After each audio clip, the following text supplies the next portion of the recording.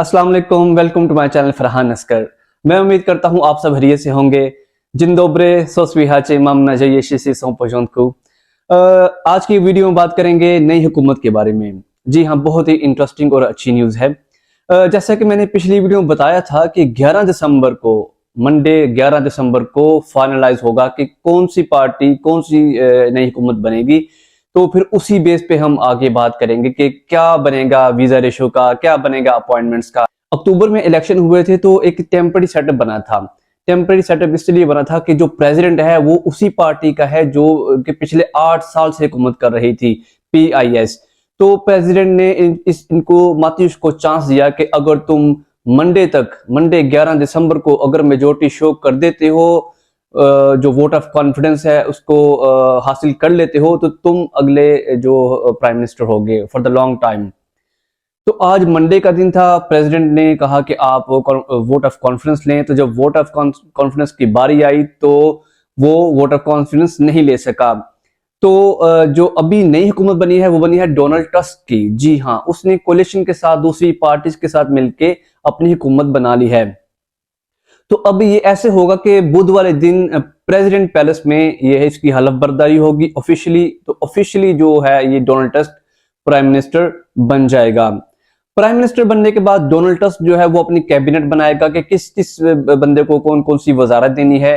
फिर वो वजीर अपनी जो है वो कुर्सी संभालेगा, प्लान करेगा, चीजें चेंज करेगा। तो हम देख सकते हैं कि 1-2 महीने के अंदर अंदर काफी चेंजेस आने वाले हैं। उसमें अपॉइंटमेंट्स के तरीके को भी चेंज करेंगे, उसको थोड़ा बेहतर करेंगे, वीजा भी रेशो बेहतर होगी। वो इसलिए मैं कह रहा हूं कि ये बंदा प्रो यूरोपियन है, जो डोनाल्ड टस्क है, जो नया वजीर आजम है, और प्रो यूरोपियन है। तो हमें बहुत उम्मीद है कि ये बेहतरी आएगी। तो इसी बंदे की हुकूमत थी। तो बहुत सारे वीजे लग रहे थे, बहुत भाइयों के वीजे लग रहे थे। तो ये एक अच्छी न्यूज है। अगर हम पिछली हुकूमत की बात करें तो वो 8 साल से पावर में थे और लगातार यूरोपियन यूनियन के साथ उनके इख्तलाफात और क्लैशेस चल रहे थे। जैसा कि वो चाहते थे, जो पिछली हुकूमत थी वो चाहती थी कि सुप्रीम कोर्ट उनके अंडर हो। जैसा कि हमारे पाकिस्तान में पॉलिटिकल सिस्टम है कि वो चाहते हैं कि जो जुडिशरी है वो हमारे अंडर हो, तमाम तर जो पावर कॉरिडोर हैं वो हमारे अंडर हों। तो इसी तरह से यूरोपियन यूनियन का एक लॉ है कि जितने भी यूरोपियन कंट्रीज हैं, जब वो अपने मुल्क में कोई कानून चेंज करेंगे तो वो कानून यूरोपियन यूनियन के कानून के साथ जो है वो उसका मैच होना चाहिए, उससे कॉन्ट्राडिक्ट नहीं होना चाहिए, उसके अगेंस्ट नहीं होना चाहिए। तो पोलैंड ने काफी ऐसे कानून बनाए, जैसा कि अबॉर्शन का एक ऐसा कानून था जो कि यूरोपियन यूनियन के लॉ के अगेंस्ट था। LGBT जो गे राइट्स हैं उसके खिलाफ था। और भी काफी ऐसे बहुत सारे, जैसे कि यूरोपियन यूनियन ने एक इमिग्रेशन कोटा का एक मैकेनिज्म बनाया था कि अगर जो लोग भी इमिग्रेशन जालिम के लिए यूरोपियन यूनियन में एंटर होंगे, चाहे वो किसी भी कंट्री से हों, वो इक्वली डिवाइड होंगे पूरे यूरोपियन यूनियन के कंट्रीज में। जिसकी पोलैंड और हंगरी ने जो है वो मुज़ाहमत की थी, उसमें उन्होंने एग्री नहीं किया था। जिसके नतीजे में यूरोपियन यूनियन ने पोलैंड के 36 बिलियन यूरोस वो रोके हुए हैं।